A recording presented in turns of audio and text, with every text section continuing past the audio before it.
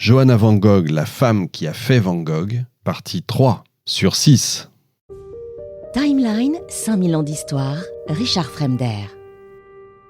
Quand Johanna, Théo et Vincent quittent Paris, on ne parle que d'une chose. Un drame familial s'est déroulé tout près de chez eux, à 5 minutes à pied en direction du sud. Les quotidiens de l'époque ont fait leur une avec l'histoire de ce dessinateur qui s'appelle Hayem, qui est né à la Nouvelle-Orléans, qui est venu à Paris l'an dernier pour l'exposition universelle. Et quand les feux d'artifice de la fête battaient leur plein, beaucoup d'artistes se retrouvaient déjà sans travail. Le dessinateur, sa femme et leurs 6 enfants n'avaient pas mangé depuis plusieurs jours. Leur fille aînée était allée acheter du charbon. Ils s'étaient enfermés, avaient mis le feu et étaient morts dans les bras les uns des autres.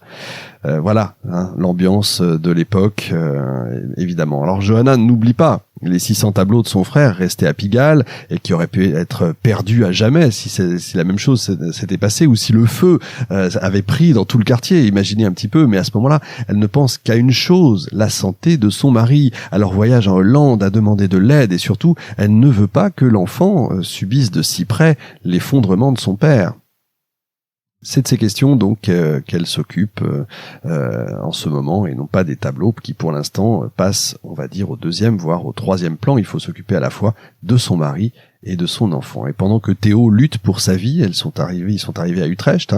Émile Bernard, le meilleur ami de Van Gogh, cherche à exposer ses derniers tableaux à Paris. Il est soutenu par Albert Aurier et presque personne d'autre. Gauguin a été direct comme toujours et a dit à Bernard, comme il en a d'habitude, qu'il n'est pas nécessaire d'organiser une expo des tableaux de Vincent Van Gogh. Pas encore, c'est trop tôt. En plus, Théo ne va pas bien, une exposition maintenant donnerait des arguments à ceux qui assurent que la folie alimente notre peinture. Voilà ce qu'ajoute Gauguin. Alors Émile Bernard écrit une lettre qui étonne à peine Johanna. En fait, elle se rend compte qu'elle n'attend plus rien de Gauguin. Ils peuvent pas être aidés par les autres. Le premier jour de l'année 1891, en partie en raison des fêtes de fin d'année, mais surtout à cause de la maladie de son père, le premier anniversaire de Vincent passe quasiment inaperçu. Après une agonie interminable, Théo meurt finalement le 25 janvier 1891, 6 mois seulement après le suicide de son frère. Et voilà notre Johanna veuve depuis peu, donc avec un fils tout petit, et elle n'a pas encore 30 ans.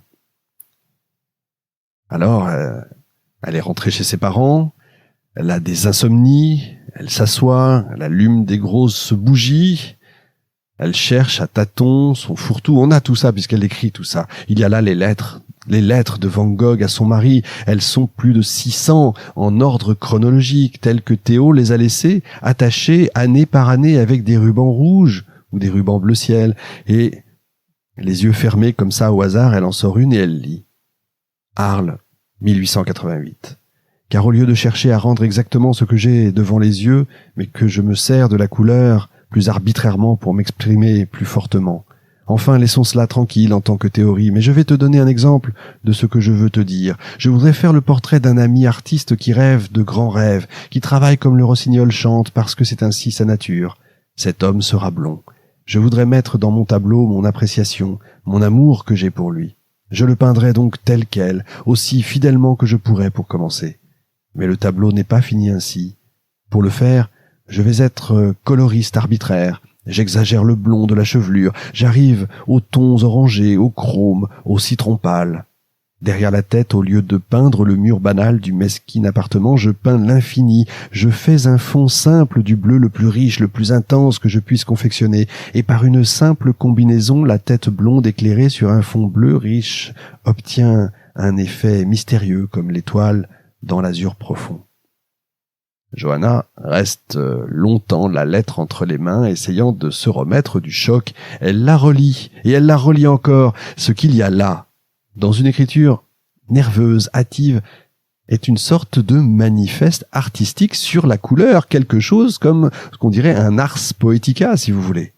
Et elle repense soudain à la multitude de tableaux restés à Pigalle. Et elle se dit que ces tableaux, finalement, commencent un peu à lui manquer.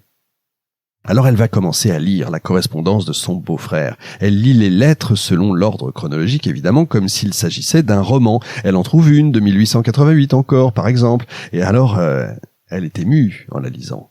Voilà ce qu'elle lit.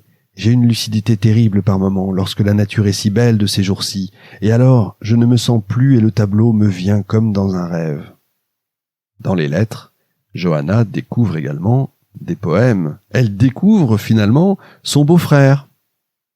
Un jour, elle reçoit une lettre d'Octave Mirbeau, accompagnée d'un article publié dans l'Écho de Paris le 31 mars 1891 pour commémorer les 6 mois de la mort de Vincent van Gogh. Le texte de Mirbeau est digne, émouvant. Devant ces tableaux, Johanna a ressenti elle aussi un peu de ce qu'il dit. Et voilà ce qu'il dit. Van Gogh a eu, à un degré rare, ce par quoi un homme se différencie d'un autre, le style. Et tout, sous le pinceau de ce créateur étrange et puissant, s'anime d'une vie étrange, indépendante de celle des choses qu'il peint, et qui est en lui et qui est en lui. Il se dépense tout entier au profit des arbres, des ciels, des fleurs, des champs qu'il gonfle de la surprenante sève de son être. Ses formes se multiplient, s'échevèlent, se tordent, et jusque dans la folie admirable, dans ces ciels où les astres ivres tournoient et chancellent, où les étoiles s'allongent en queue de comètes débraillées, jusque dans le surgissement de ces fantastiques fleurs qui se dressent et se crêtent semblables à des oiseaux déments, Van Gogh garde toujours ses admirables qualités de peintre, et une noblesse qui émeut, et une grandeur tragique qui épouvante. Et, dans les moments de calme, quelle sérénité dans les grandes plaines ensoleillées, dans les vergers fleuris. Ah, comme il a compris l'âme exquise des fleurs, comme sa main qui promène les torches terribles dans les noirs firmaments se fait délicate pour en lier les gerbes parfumées et si frêles. Et quelle caresse ne trouve-t-il pas pour en exprimer l'inexprimable fraîcheur et les grâces infinies. Et comme il a compris aussi ce qu'il y a de triste, d'inconnu et de divin dans l'œil des pauvres fous et des malades fraternels. Ah, c'est beau, ça nous change un petit peu des articles d'aujourd'hui, c'est vrai.